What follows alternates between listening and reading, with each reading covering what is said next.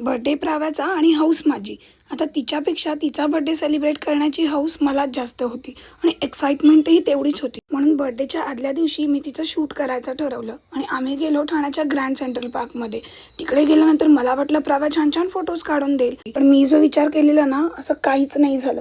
प्राव्या आणि रुदाने तिकडे एवढी मस्ती केली की फोटोशूट राहिलं बाजूला, ह्यांची इकडे तिकडे पळापळच सुरू होती. दोघांना रिक्वेस्ट करून करून आम्ही थोडेफार त्यांचे चांगले फोटोज काढले. त्यानंतर आम्ही घरी परत आलो आणि उद्याच्या जेवणाची तयारी सुरू केली. पण आम्ही सगळं जेवण घरीच करणार होतो. नंतर बाहेर सामान आणण्यासाठी गेलो आणि डॅडाने तिला तिचं गिफ्ट आधीच आणून दिलं आणि she was so excited to open that gift. तिला अजिबात धीर नव्हता. रात्री मॅडम 12पर्यंत जाग्या होता, कारण तिला माहिती होतं उद्या तिचा बर्थडे आहे आणि सेलिब्रेशन होणार आहे.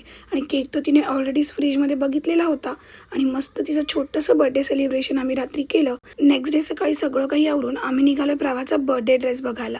आता मी तिच्यासाठी जो ड्रेस ऑर्डर केला होता ना, तो अजिबात चांगला नव्हता आणि त्याची ग्लिटर निघत होती. मला वाटलं प्रावा अजिबात त्याच्यामध्ये कम्फर्टेबल राहणार नाही, म्हणून आम्ही दुसरा ड्रेस घेण्यासाठी निघालो.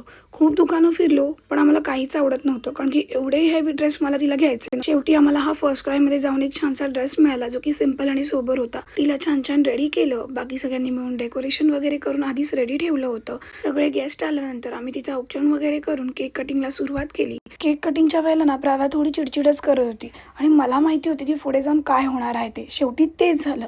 ते काय ते उद्याच्या व्लॉगमध्ये सांगते तुम्हाला.